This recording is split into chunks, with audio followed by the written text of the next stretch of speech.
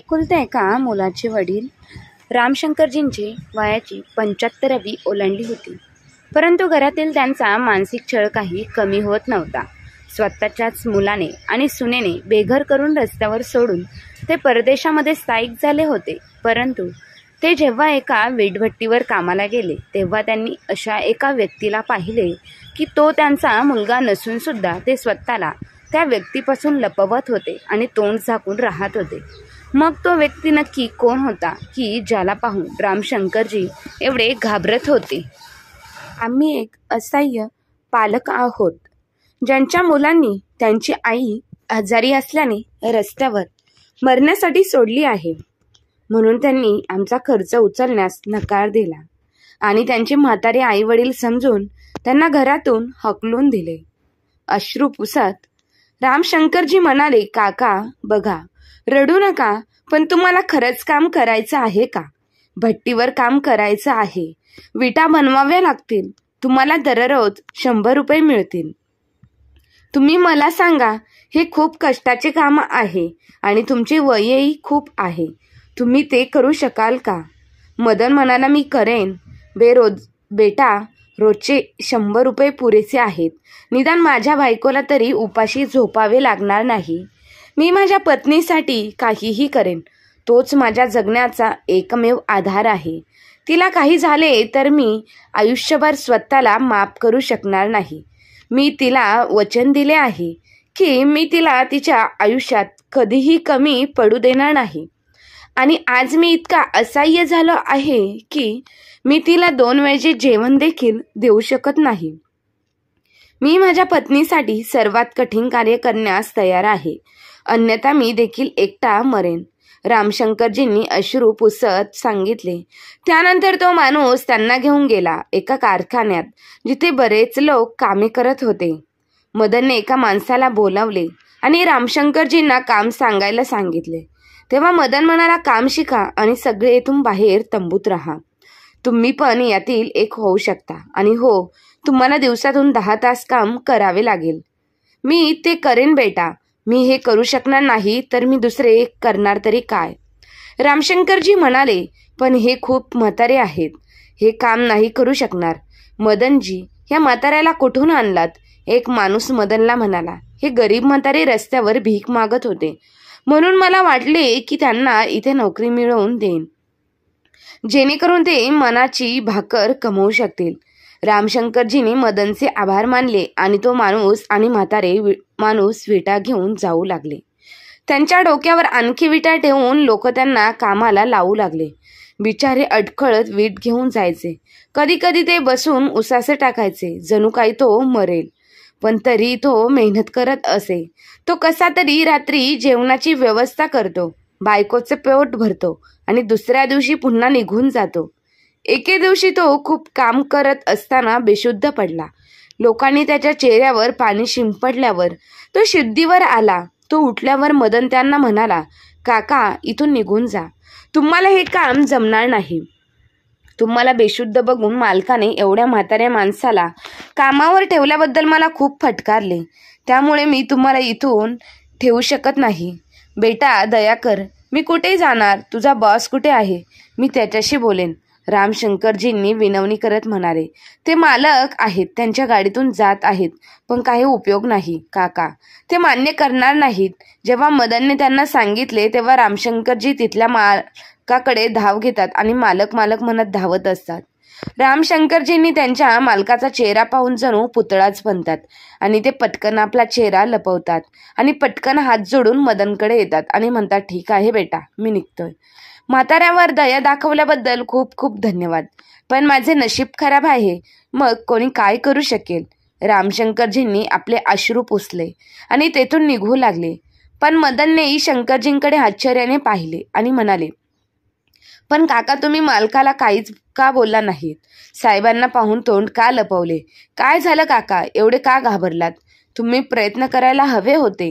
कुणास ठाऊक, बॉसला तुमची दया आली असती आणि तुम्हाला काढून टाकले असते. रामशंकरजी म्हणाले, बेटा, जिथे आशा असते तिथेच प्रयत्न होतात. असे बोलून रामशंकरजी निघू लागले. थांबा काका, मला कळत नाही, तुम्ही मालकाला पाहून इतके का घाबरले? पण कारण काहीही असो, तुम्ही खूप मेहनती आहात. तुमच्यासाठी माझ्याकडे एक सोपं काम आहे, पण मी त्या कामासाठी पैसे देणार नाहीत. भोजन व निवासाची व्यवस्था करेन. बेटा, तू तुझी नोकरी का धोक्यात घालतोस? माझे काय आहे? रामशंकरजी भीक मागून जगतील. ते ओलसर डोळ्यांनी म्हणाले. काका, असं का बोलताय? तो बॉस तुमचा मुलगा नाही ना? मदनने आश्चर्याने विचारले. अरे नाही बेटा, तो कुठे आणि मी कुठे? पण काही गोष्टी मी तुला सांगू शकत नाही, त्यामुळे आता तू माझ्यापासून दूरच राहणे बरे आहे. असे म्हणत रामशंकरजी तिथून निघून लागले. असे काय आहे जे काकांना सांगायचे नाही? शेवटी मालकाला बघून एवढ्या घाईत इतके का धावत आहेत? मला कारण शोधावे लागेल, असा विचार करून मदन रामशंकरजींचा पाठलाग करण्याचा विचार करतो आणि शांतपणे त्यांच्या मागे लागतो. दुसरीकडे खाटेवर पडलेल्या आजारी लक्ष्मीजी आपल्या नातवाची आठवण करून अश्रू ढाळत होत्या. त्यांची एवढी काळजी घेणारा तो एकटाच होता, जो आईवडिलांपासून लपून सर्व काही आजी आजोबांना देत असे. त्या 10 वर्षाच्या नातवामुळेच रामशंकरजी आणि लक्ष्मीजी त्या घरात सर्व छळ सहन करत होते.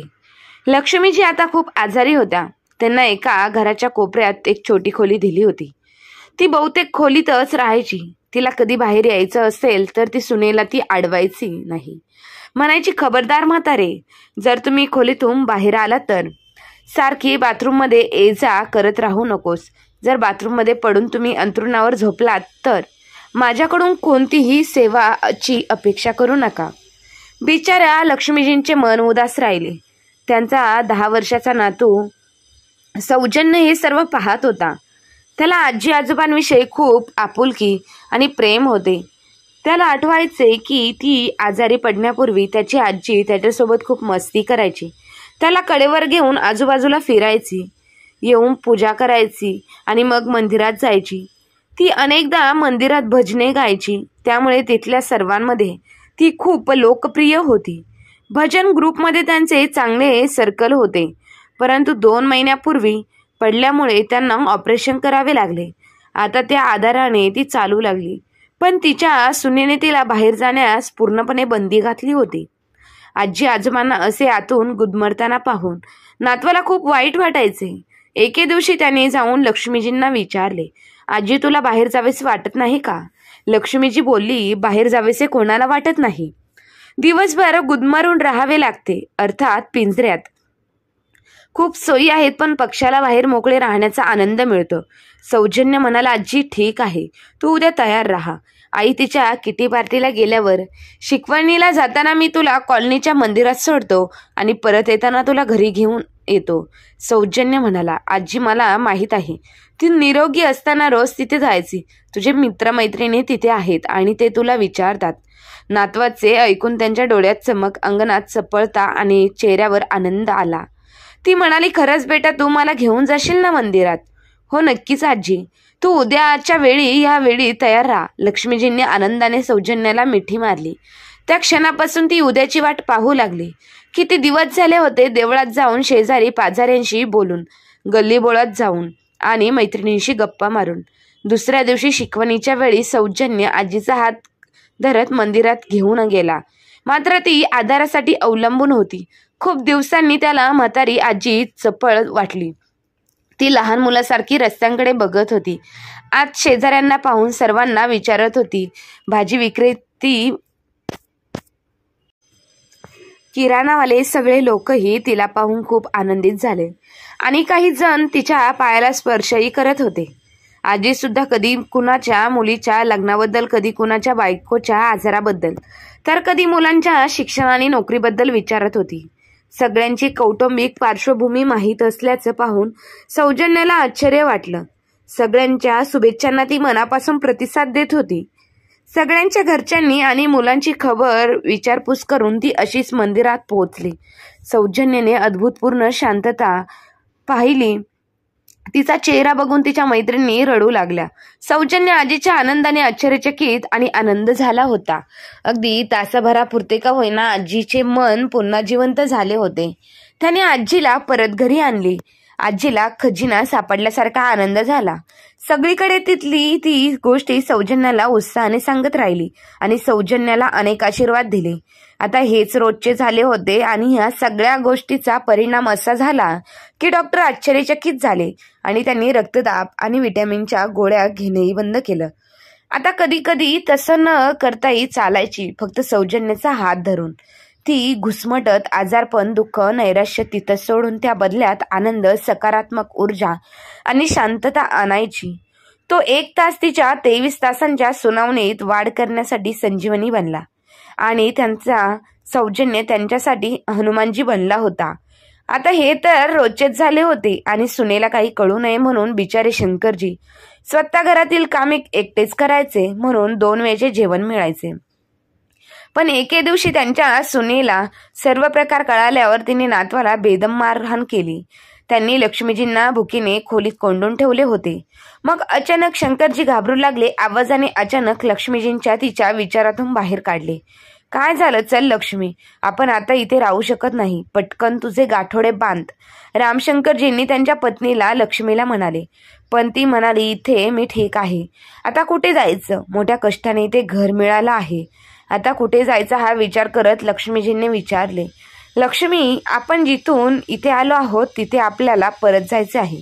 आपण कष्ट करून आपला उदरनिर्वाह करू असे वाटले, पण आता या जागेचा मालक पाहिल्यावर आपण इथे राहणार नाही आणि तो आपल्याला राहूही देणार नाही. मालकाचे भले व्हावे माझ्याकडून. बघून तो काही बोलला नाही. रामशंकरजी म्हणाले, कोण आहे? तुम्ही कोणाला पाहिले आहेत का?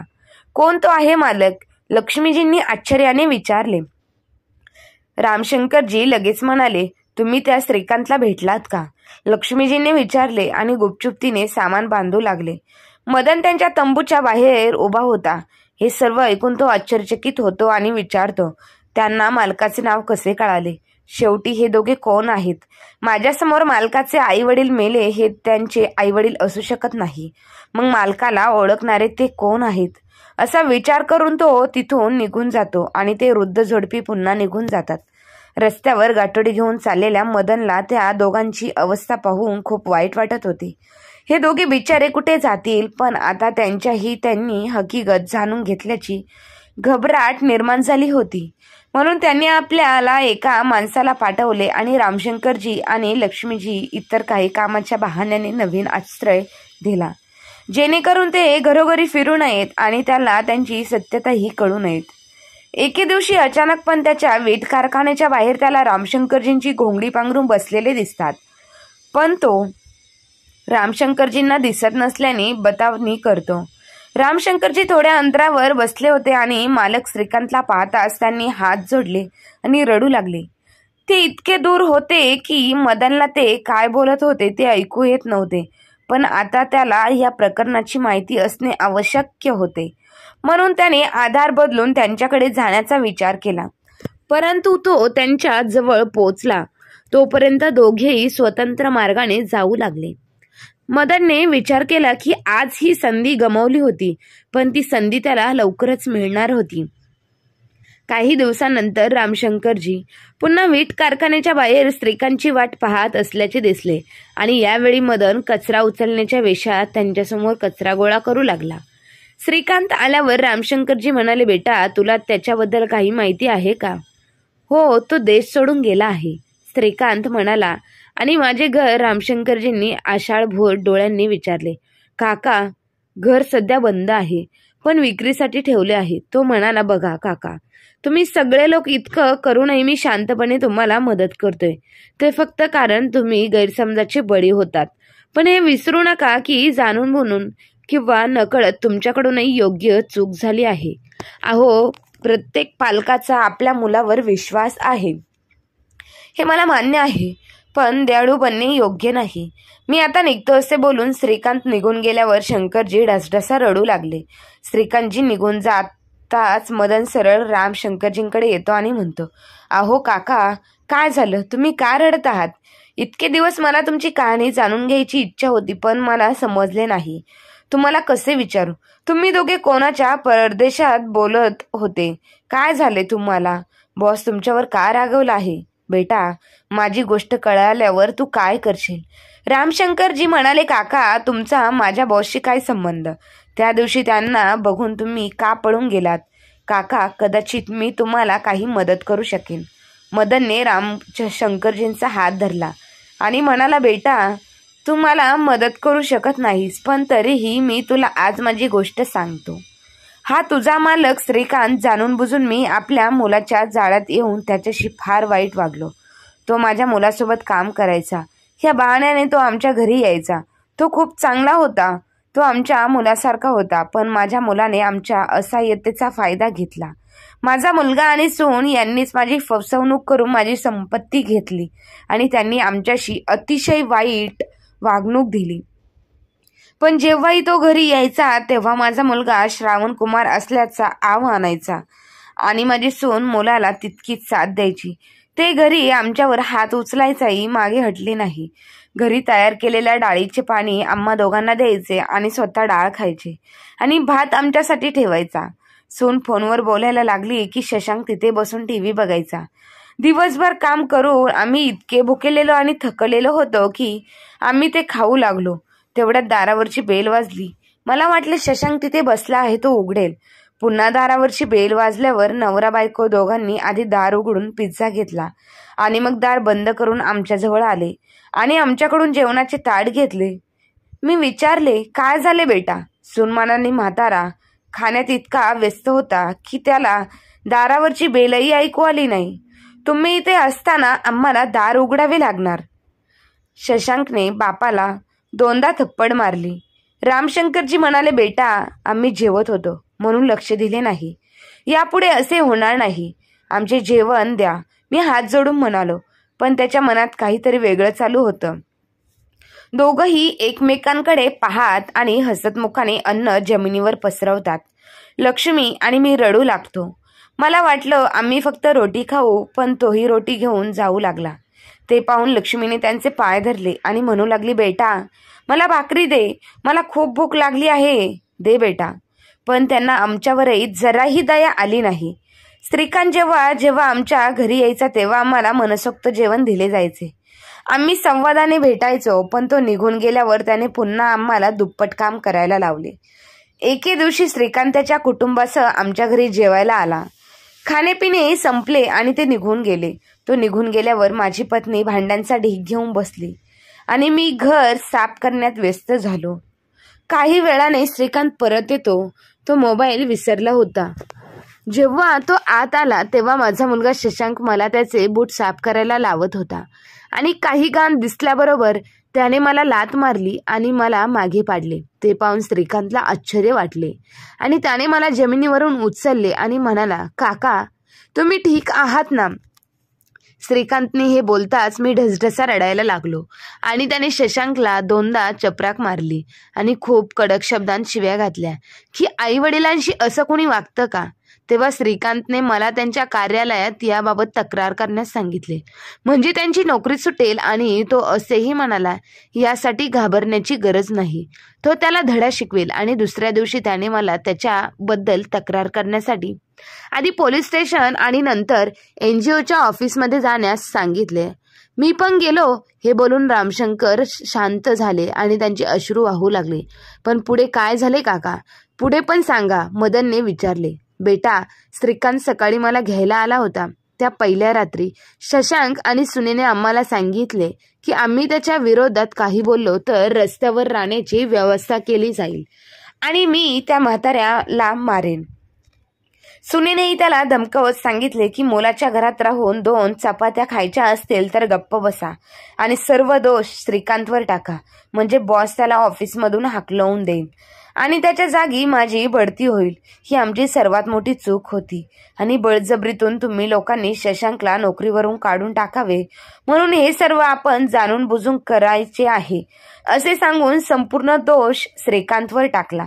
पण श्रीकांतची नोकरी जाणार हे आम्हाला माहीत नव्हते. त्यानंतर आम्ही श्रीकांतला पुन्हा भेटलो नाही. श्रीकांतचीही नोकरी गेली आणि शशांक आणि सुनेनी शेवटी आम्हाला बेघर केले. आमचा नातू आमच्यासाठी खूप रडला, पण त्यांनी त्याचं ऐकलं नाही. म्हणून त्या दिवशी श्रीकांतला पाहून मी तिथून निघून गेलो, कारण आम्ही त्याच्याशी जे केलं साहजिक त्याला आमचं तोंड पुन्हा पाहायला आवडणार नाही. त्या दिवशी मी माझ्या कृत्याबद्दल त्याची माफी मागितली आणि त्याला शशांकचा पत्ता विचारला, कारण आमच्या घराला खूप दिवसांपासून कुलूप होते. मग त्याने मला सांगितले की शशांक आणि सिया आता परदेशात स्थायिक झाले आहेत आणि घर विक्रीसाठी ठेवले आहे. अहो काका, तुमचा मोठा मुलगा सैतान आहे, पण आता त्याला का शोधताय? त्याला शिक्षा करण्याची संधी तुम्ही गमावली, आता त्याला शोधून काय करणार? मदनने विचारले. बेटा, मी विचार करत होतो की मला परत ठेवण्यासाठी मी त्याच्याकडे याचना करेन. शेवटी अशा आजारी पत्नीसोबत मी किती दिवस रस्त्यावर राहणार? रामशंकरजी म्हणाले, काका, तुम्ही गुलामगिरीचे जीवन जगल्यानंतर तुम्ही पक्षाप्रमाणे झाला आहात, म्हणूनच तुम्हाला मोकळे आभाळ दिसत नाही. अहो काका, तुम्हाला मालकाची शक्ती माहीत नाही का? तो ह्या वीट कारखान्याचा मालक नाही, तर एका NGOचा मालक आहे आणि तुमच्यासारख्या किती लोकांना मदत केली. कुणास ठाऊक, पण कदाचित तुमच्या मागच्या वेळी केलेल्या कृतीचा विचार करता वेळी तुम्हाला मदत करत नाहीत. पण जर तुम्ही त्यांना पटवून दिले तर कदाचित ते तुमच्या मुलाला धडा शिकवून तुमचे घर परत मिळवू शकतील.